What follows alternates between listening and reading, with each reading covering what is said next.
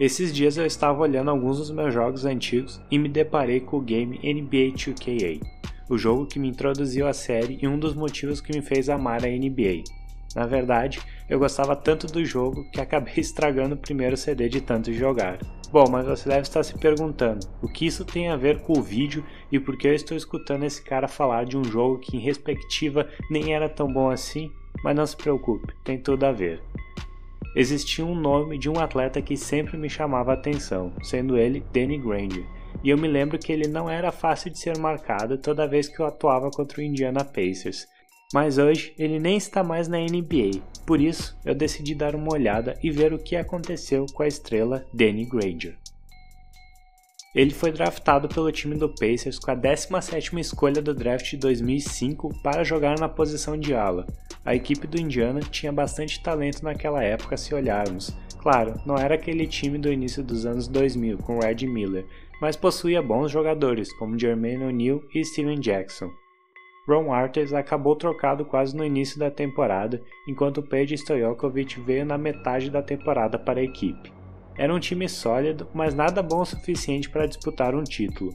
Em seu primeiro ano, Granger não teve muito tempo de jogo e acabou com apenas 7 pontos por jogo, e na sua segunda temporada, com um pouquinho mais de oportunidades, ele conseguiu aumentar suas médias para 13 pontos, mas foi na sua terceira temporada que ele realmente mostrou serviço. Sendo titular em todos os jogos em que ele participou, o atleta teve 19 pontos e 6 rebotes por jogo, se tornando cestinha do time.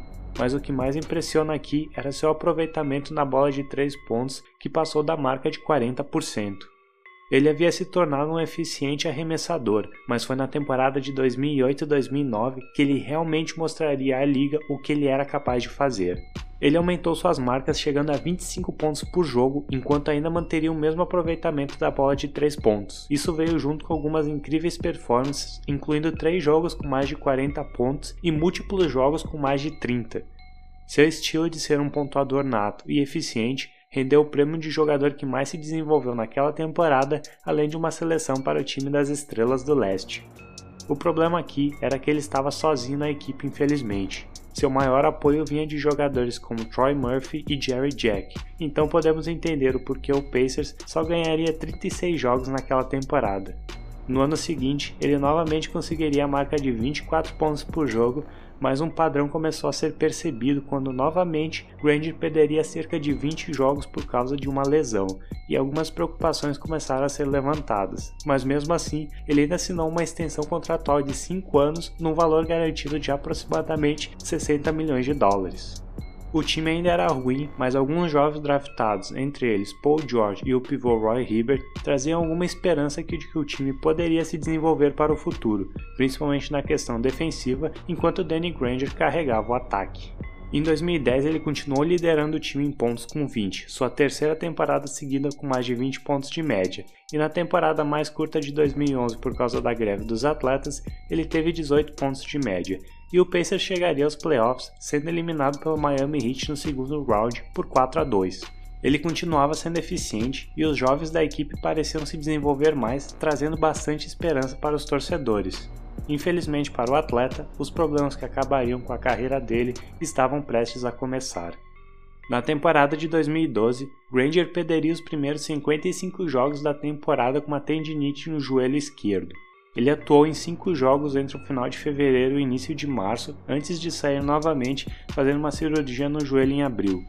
Isso ainda é pior se considerarmos que nessa temporada a equipe do Indiana estava muito bem encaixada, com Paul George, que havia evoluído seu jogo substancialmente, David West, que estava jogando demais, George Hill, que armava e pontuava para a equipe, e Roy Hibbert, que protegia o garrafão, e até Lance Stephenson, que estava ali fazendo o que ele faz. Isso era irônico porque o ala que por muito tempo carregou o time sozinho, basicamente quando finalmente mais talento para apoiá-lo apareceu, não pôde jogar. O Pacers chegaria até a final de conferência contra o Miami Heat e no novo encontro entre as duas equipes, a série foi incrivelmente até o jogo 7, e quem sabe, se Granger estivesse jogando, o resultado poderia ter sido diferente. Na temporada seguinte, em 2013, ele continuaria com dificuldades em voltar, perdendo os primeiros 25 jogos da temporada, voltando em dezembro, com sua volta sendo muito comemorada pelos torcedores porque ele ainda era muito amado, além de ser importante no vestiário como um líder.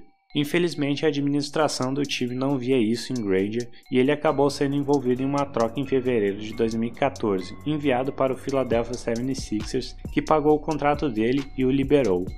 Danny acabou assinando com o Clippers pelo resto daquela temporada, mas seu jogo nunca mais seria o mesmo depois da lesão.